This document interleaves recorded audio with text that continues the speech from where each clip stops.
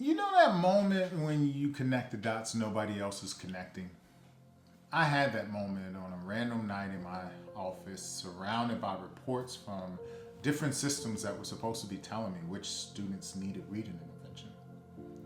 I'm Dr. Ayende Rudolph, and for most of my career, I've led schools as well as school districts, most recently as a superintendent of Mountain View Wisman, right here in Silicon Valley.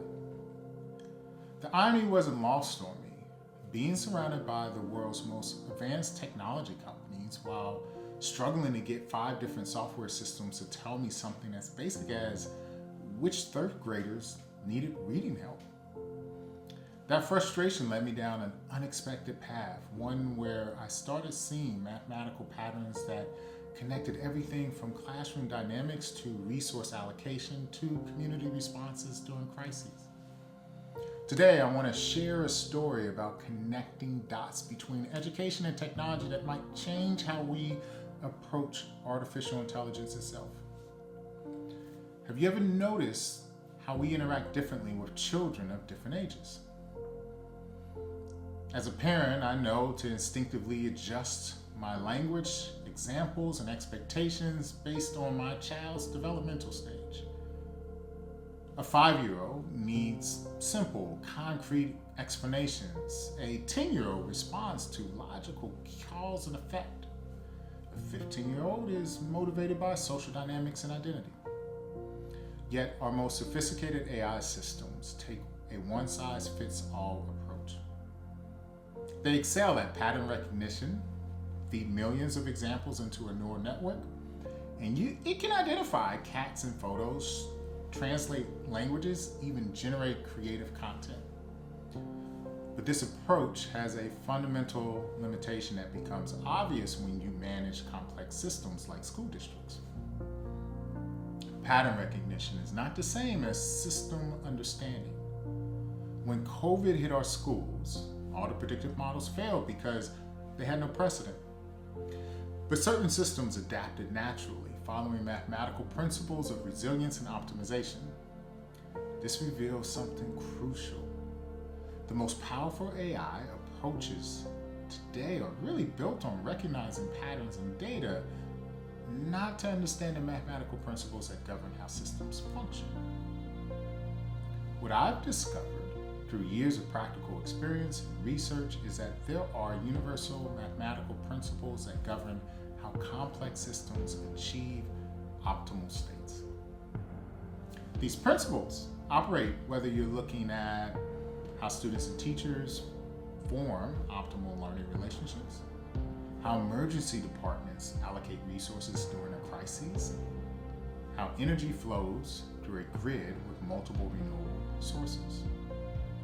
The mathematics that describes these optimizations transcends specific domains. It's universal.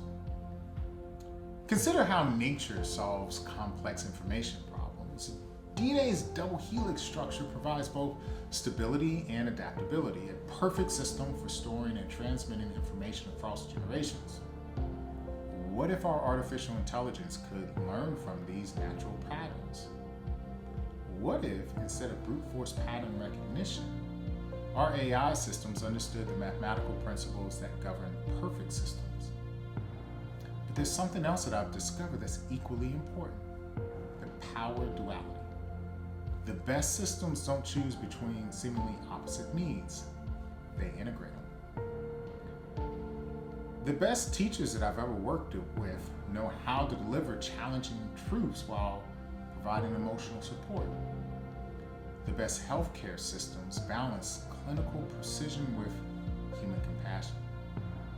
The best energy grids maintain consistent delivery while adapting to changing conditions.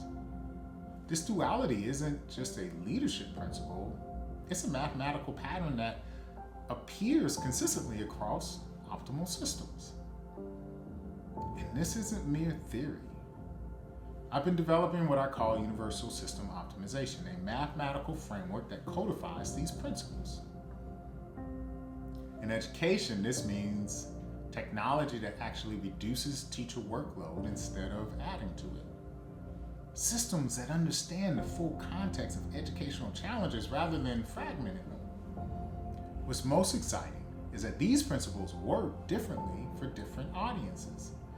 Just like we naturally adjust our communication for developmental stages, these systems can provide different levels of support based on user needs. For those seeking simplicity, they provide clear, straightforward guidance. For those focused on fairness and logic, they explain casual relationships. For those motivated by social context, they provide group dynamics and identity frameworks. For those seeking complexity, they offer nuanced, layered explanations. And these principles extend far beyond education. In healthcare, they could optimize resource allocation across departmental boundaries. In energy management, they could create self-balancing grids that maximize renewable usage. In climate solutions, they could identify the highest leverage interventions across complex global systems. The future of AI isn't just more data or computing power. It's a fundamental shift in the approach, from systems that recognize patterns to systems that understand the mathematical principles that govern optimization. This journey from superintendent's office to mathematical innovation wasn't one that I planned, but connecting these dots between human systems and mathematical principles has revealed something I believe could transform how we approach our most complex challenges. This isn't just about building better technology. It's about creating systems that truly serve human needs, that reduce complexity rather than adding to it. I'm Dr. Ayende Rudolph, and I'm working to bring this vision to a reality. If you're interested in learning more about universal system optimization and its applications, connect with me on LinkedIn and follow my journey as we develop this new approach.